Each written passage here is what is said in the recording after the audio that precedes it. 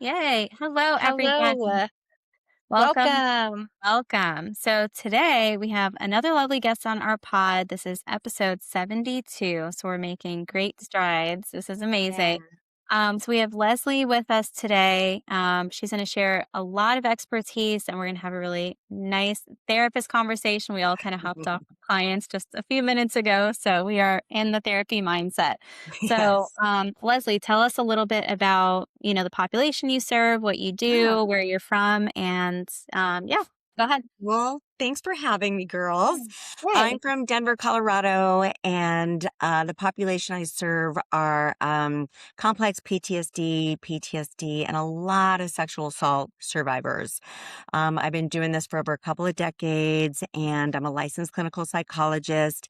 And the practice has kind of just evolved to where it's landed today. I started with eating disorders, and I started just doing a lot of talk therapy.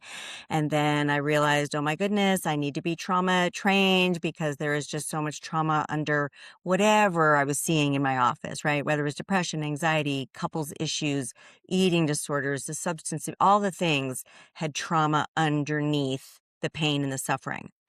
So I became EMDR certified, and then I was working a lot with the military and military families and their trauma. And then it evolved into a lot of sexual assault clients. It's just kind of like what's organically and naturally come through my door. And then last summer, because of all the sexual assault clients I was getting, plus I had done a TikTok addressing what sexual assault is, and that TikTok had exploded. And I was getting a ton of questions from survivors asking if what they had been through was actually sexual assault or not. They just weren't sure. They had so much shame, so much blame. And, sometimes it's not really clear cut, right? If you haven't been attacked in a dark alley, sometimes people don't know that they've actually been sexually assaulted. So from all the questions that I got from these amazing people on TikTok, I wrote a book called Unbroken, A Survivor's Journey After Sexual Assault. And each one of those chapters is a question that I received. So there you go. That's Wow. me. I love that. Well, first of all, the power of social media, right? It's Great. really incredible how we've been able to bring people together just with a desire for Absolutely. understanding and, Yes. maybe clarity, which I think is really a beautiful thing about what you were just saying, that so many people probably have come to you being like, yeah, I didn't go through that. And Hmm. maybe in explaining, well, this is what it can look like, Right. other people might reflect and say, actually, that's why that was so hard for me. This And why really, I still haven't gotten over it, why it still haunts yeah. me, Right. right? Yep. Yes. So, So I think go ahead, Alessia. sure. I was just going to ask if you can do because we like to make sure our listeners understand, right? So, if you could give your definition of what you would define, because like you said, there's such me and Gabby always like to talk about. There's such a line of everything we talk about when whether it's grief, there's different levels, trauma, there's different levels. So I Yes, think yes. when we're thinking about defining this for people, how would you define the levels there are to sexual assault of maybe the people that have came to you to be like, has this happened? There's a clear cut when yes, this was it. Like you're saying, I was in the alley and this happened versus, Right. the different levels of people being like, something happened, it didn't feel right. But then you Mhm, start mhm, questioning yourself and maybe mhm, that was okay, maybe it wasn't, but I have some mhm. shame or some feelings around it that I'm not wanting to talk about because I think that, I'm being dramatic or Right. it's not that big of a deal. So can you kind of define it for us? It's really anything that is non-consensual. Any kind of verbal or physical connection, touching, intimacy, anything like that, that is non-consensual. Consent has to be a very enthusiastic yes, both verbally and non-verbally, because someone might not be saying no verbally, but their body is not saying yes. So, it's really I really want people to be educated on what consent is. And so there's just so many situations where consent is not given because the victim, male or female, by the way, shuts down, freezes, goes into a fawn response, is maybe in shock over what's happening. And so they're just not saying or doing anything. And they're just kind of there participating. And therefore they're left thinking, well, it was my fault because I didn't say no, I didn't run away, I didn't push him away, I didn't do, any of that stuff. And I let it happen, not realizing they were actually in their trauma brain and surviving a situation that felt extremely uncomfortable, scary, threatening, and got through it. Now they're thinking, well, I should have done A, B, C, D, E, and F, and G, and therefore it has to be my fault. And they're left with all that shame and self blame. So it's really anything that is non consensual and again can be verbal or nonverbal. Physical or just even a verbal assault can be sexual assault. So I don't know if that really answers the question because it can't be it's not black and white.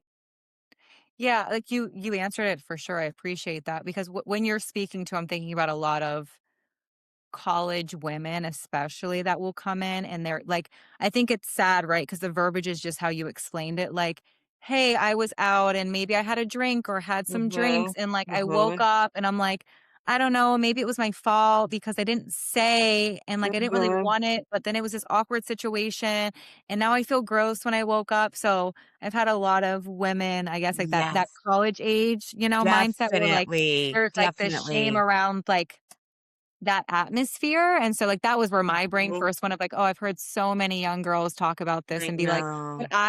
but that's normal because 'cause we're in this party weird vibe,' and I I think that's just, know. like, it's my fault." Right. Or I shouldn't have been drinking, so it had to have been my fault. Yeah. But even that person who is in, we probably want to do it like a trigger warning because we're talking about really hard stuff. But even that person who does get attacked in the dark alley will still find a way to blame themselves. They'll still be like, I shouldn't have walked down that dark alley. It's my fault.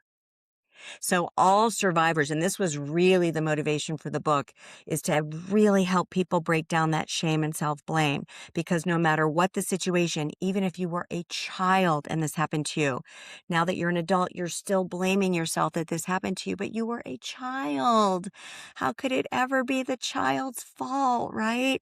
So I see this all the time and it breaks my heart. And I'm on this like passionate mission to help people get rid of that shame and blame, or at least confront it, right? At least get curious about the shame and the self blame. Like, how could it really have been your fault, right? Really. And if you were drinking, that certainly doesn't give someone consent. In fact, it takes away your ability to give consent because now you're under the influence, right? So yeah, this is the thing that I really am like talking about, writing about, dealing with every single day and just really want to help survivors get through this. How much of, personal agency and autonomy in healing and in one's responsibility for things in their life do you factor into this experience? Because I think when we talk about shame and blame, it's often very Yeah. internally driven, and just Yes. creating that line between someone else's choice and someone else's behavior and Mhm. your lack of responsibility for that, I feel like Yes. can be a huge eye opener for people just in general in trauma. But how do you see Mhm. that with something so personal, like we talk about mind and body, it's so much more intense when the two things are combined. And obviously, a sexual assault physically is a huge body response, right? Right, So right, how do you feel that talking to them, like, you can't control what other people do, and what right. someone else did to you, is that harder to get that message through when it's a Yeah. sexual assault, do you think? I really, really do. Because I think victims very subconsciously almost need to blame themselves because if they do, then they think they can prevent it from happening again. You understand? So it's understandable, Yeah, but it's not serving them from actually being able to heal. right. Because then the more shame we carry, the more kind of bad things that start to come into our life. Like it's a very energetic exchange. You know what I'm Sure. saying? So if Yeah. we feel like, oh, I either deserved it or it was my fault, and we're living in that kind of energy and yucky stuff, I call it yuck, then Mhm. we're attracting kind of more of that yuck to happen. I cannot tell you how many times I've worked with sexual assault survivors who have not just had one sexual assault, they've had multiple. Multiple, and I'm sure you guys see this in your Yeah, practices as well, right? yeah. Why is that? Why is this, child who horrible experience. Now they've had it again in high school or college and then in their marriage or something like that. So, we can't control what other people do. That's such a big part of the work, and not take responsibility for whatever you need to take responsibility for, which is A, your own healing, right? You weren't responsible for the trauma, but you are responsible for now taking whatever steps you possibly can to get support to heal. But taking responsibility for other people's actions and behaviors and choices, no. I mean, that is a very difficult part of the work, but it is an essential part of the work. Can I ask sort of a heavy question? Definitely. Um, I love okay. heavy So questions. if in trauma, and especially with people who've gone through this type of trauma, we Mhm. want to instill safety and protection and Yes. hope, right? Yes. How do we then address what you just said, which is many people go through it more than once? I know. That's hard. So how would you talk to them through that? Like, it's not preventable, but we're gonna do the best that we can to keep you safe. Like, that's a very weird headspace to be in when you're in this dysregulated, unsafe mindset, right? So Right, talk to because me. I think when I hear you, Gabby, it's, like, really hard, right, with anything, but, pertaining to this topic, when people go through things more than one time, it's now like, "Oh, this is now the pattern," right? So I'm gonna heal, and then, like, there's such a like, fear that it's like, "Well, I thought I moved through that first time, and then it happened again." So it's scarier now that this is what it is. And then there's, like, that I get stuck in that mindset vibe now, right? Where, like, this is just what it is, and it must be my fault if this is the pattern. Right. Yeah, it's really, really difficult. I think, you know, gaining back any kind of sense of power is really, really important in the healing process, and that's with any trauma, right? So, for example, I had in 1994, I was in the Northridge earthquake. I don't know if you guys were even born yet, but I was thrown from my bed at 4 o'clock in the morning. Okay. Like the whole world just literally erupted. And I was completely unprepared. And for the following several weeks, I would wake up every morning at 4 o'clock in the morning. Right, I was having PTSD for sure. Fast forward, I moved to Denver several years later, and I still can be in a building and feel like it's moving when it's not. So my body is still kind of like living in it. The work has to be understanding what was mine, what wasn't mine, where am I now empowered, right, in my life to create whatever safety I can, knowing that yes, bad things can happen. Bad things can happen. What can I control? What can't I control? If another earthquake were to happen today, there's nothing I can do about that except be as prepared as possible now because I was completely unprepared for it in 1994. I had no flashlights, no batteries. I had nothing, girls, nothing. So there will never be a time I don't have a flashlight by my bed. Okay. So that's just a very obviously benign example Mhm. to what we're talking about when it comes Yeah. to sexual assault. But the reality is there's not a lot we can control. So what can I control? I can walk around with pepper spray. I can take a self-defense class.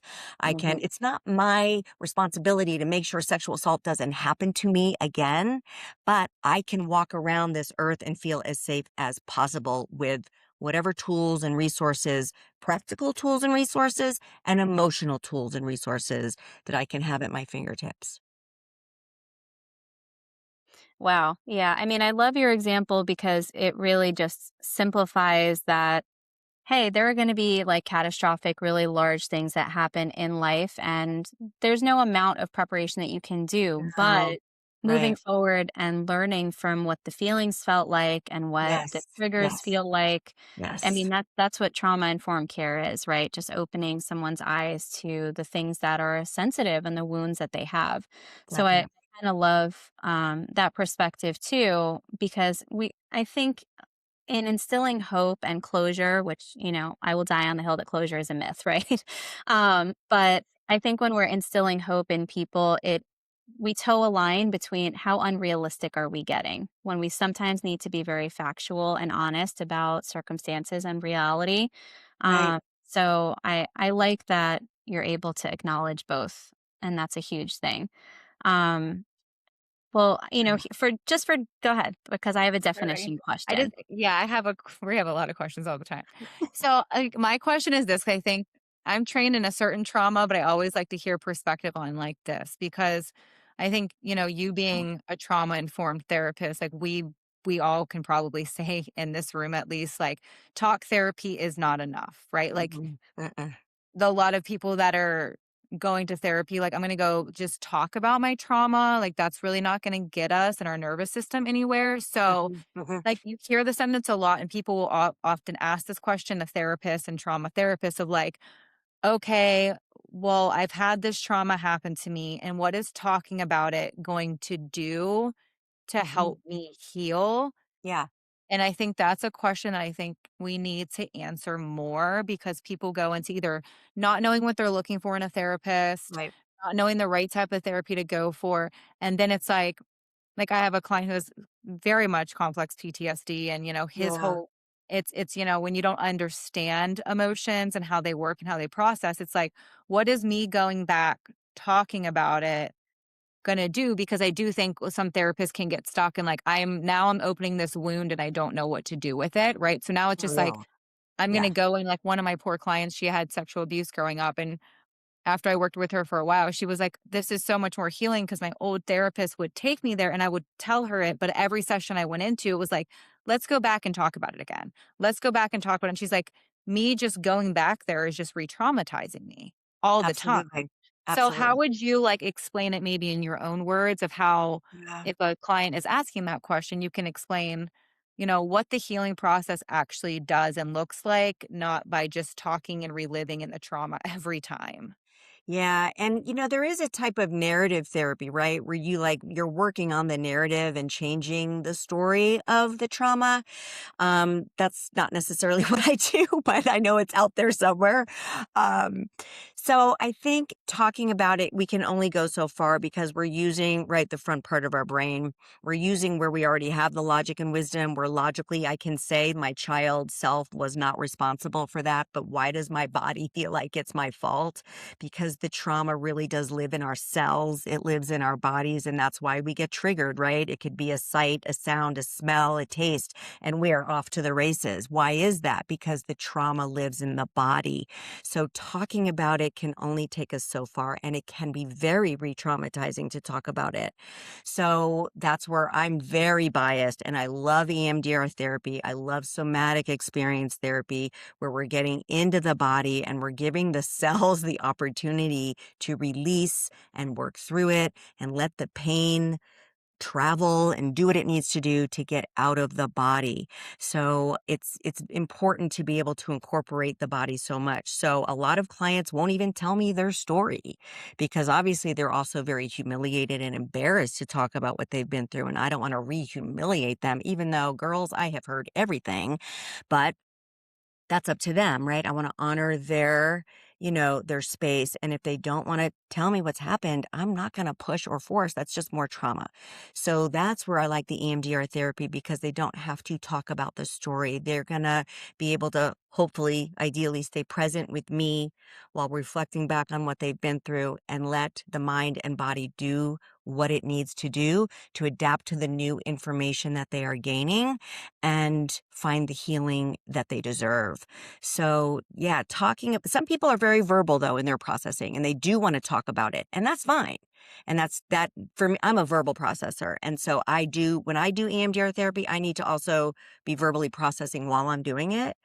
Anyway, that's just me. But a lot of people don't want to do that, nor do they feel safe to do that. So yeah, talk therapy can really only take us so far, in my opinion, when it comes to getting the full healing, mind and body, to be able to go out there in the world and be able to move forward with real freedom, with real healing.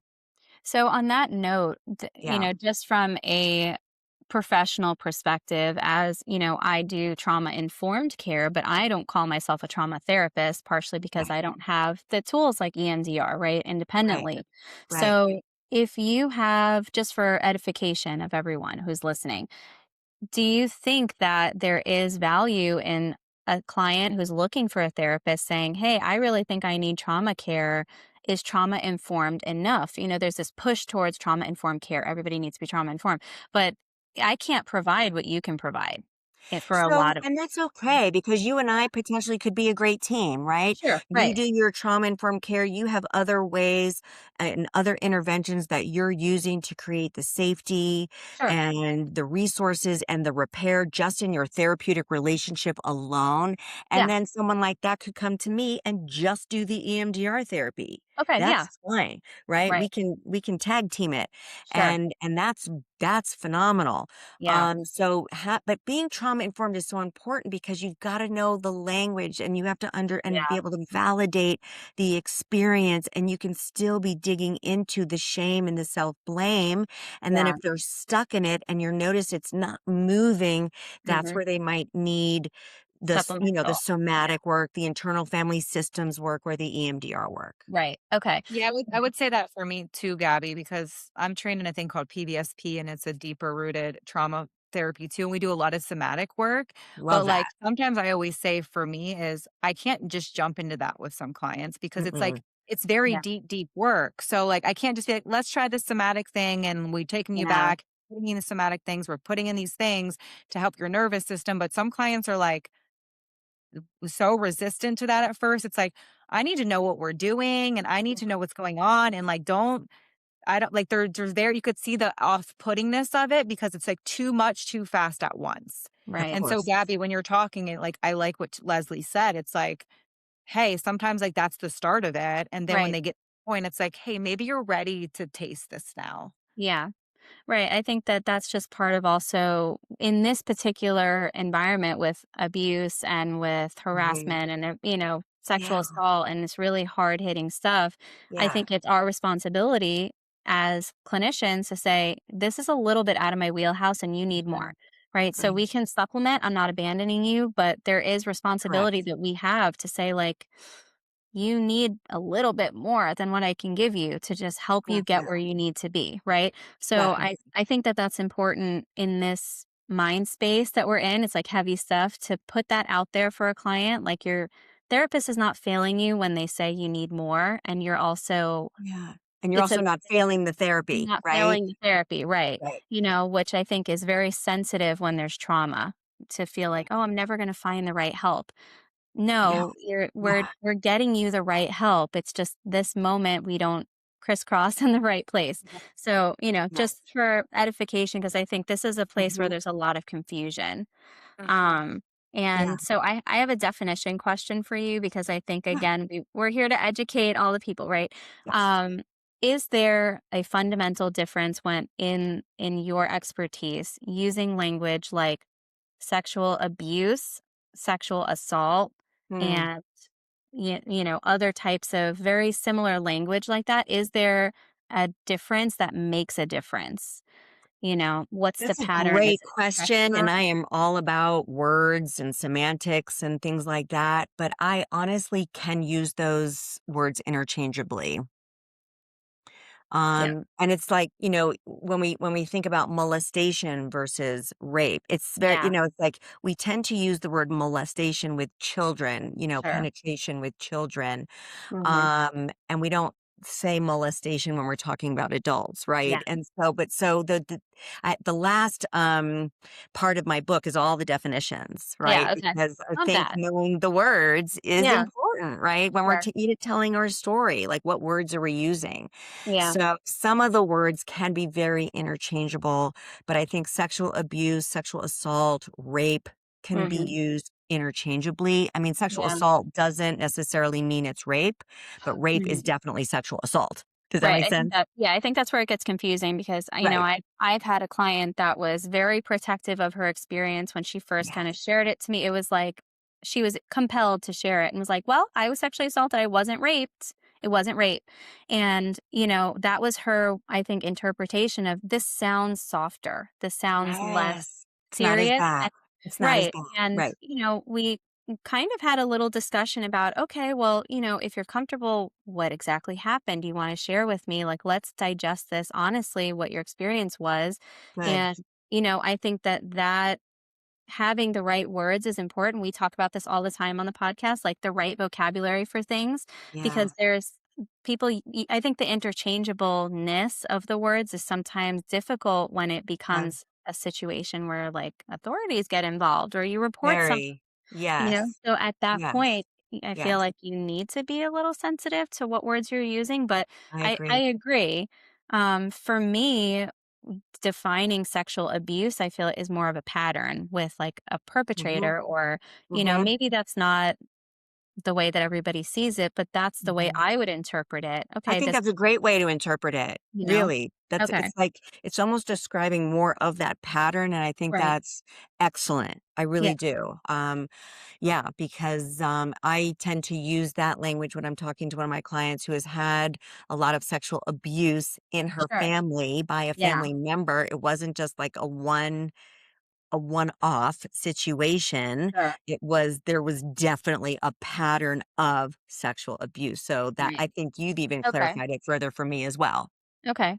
Yeah. So that I guess that was my question. I appreciate the expertise because this is like such a sensitive area I that know, I it takes know. education, for everyone. So Absolutely. Absolutely, it I does. do wanna make sure I ask you this question, um, 'cause I'm aware that we don't wanna make our episode too long, but I would say I know every time me and Gabby are on here, we're like, "We could just talk to these people all day," and I'm having so much fun, but what I do see a lot of, and I'm interested on your take, is relationships and how it plays out in relationships. Because, you'll have a partner who's had sexual abuse or sexual trauma, and then in adulthood, it's like, okay, now I'm dating or now I'm in this relationship and I'm getting re-triggered and then, you Yes. know, oh, I'm having sex with them and now I'm having all this stuff come up. And like, how do Yeah. I communicate to them when they're not really going to understand? Maybe I want to share with him depending on the relationship at a point, but like what would you say is like either the most important thing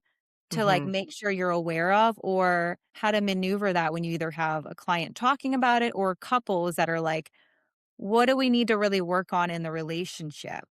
Great question. Have chapters about this in the book too. This is good. First of all, I want to normalize that a lot of times survivors will feel very sexually comfortable with a new partner at first. Once things get more serious, it's very normal for then a lot of the old stuff to come up.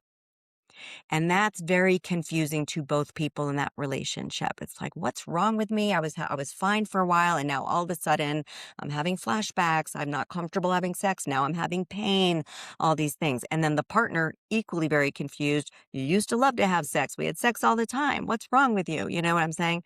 So I really want to just throw that out there to anyone who's listening who might be like resonating with this. I want to normalize that.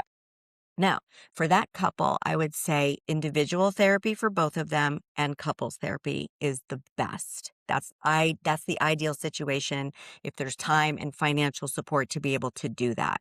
Because the individual who now all that old trauma is coming up, they need that space to process it.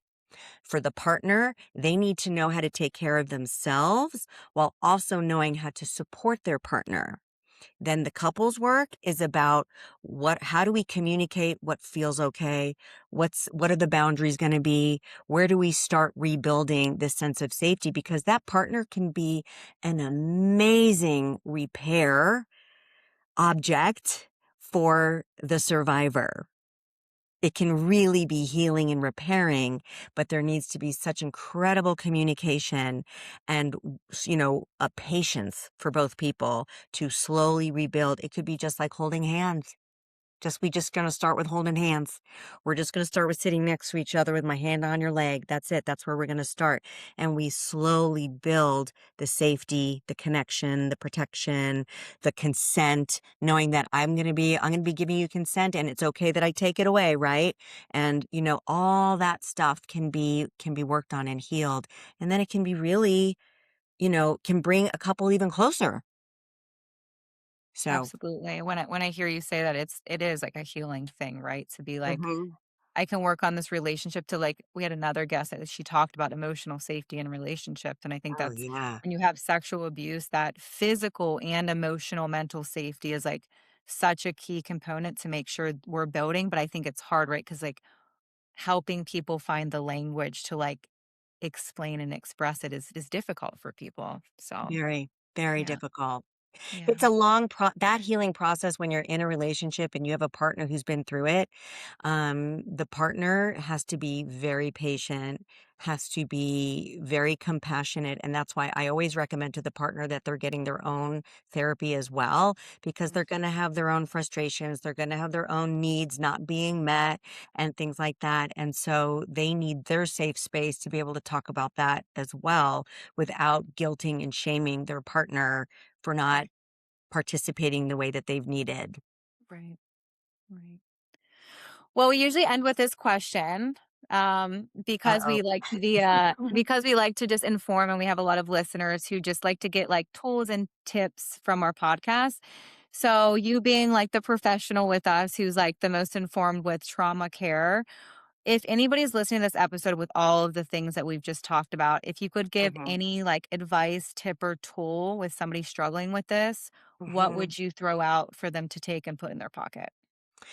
You know, I think listening to podcasts like this is great. Normalizing their experience, understanding that they're not alone. Huge, huge, huge, huge.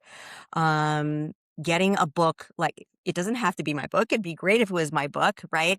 But Yes, we're gonna it's such promote your book everywhere now. it's such a I wrote it also as like a foundation for someone even just getting started in their own healing Yeah, process. It's great, but also it's something they could take to therapy and work on with their therapist. There's yeah, exercises and there's affirmations and there's things to be kind of, looking at from a different angle in each one of those chapters. So they don't even have to do it alone. They could do it with their therapist. So resources like podcasts, books, support groups. I run a once a month support group for okay. sexual assault survivors, right? Where again, they don't have to feel alone. We are talking about the hard stuff.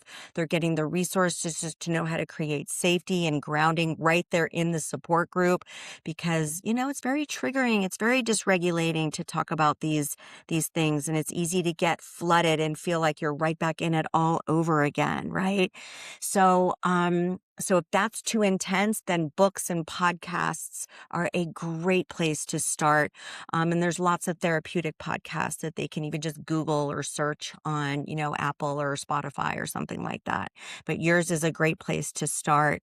And just, I think knowing that you're not alone and that the shame and the blame that you're carrying is normal and it can be healed.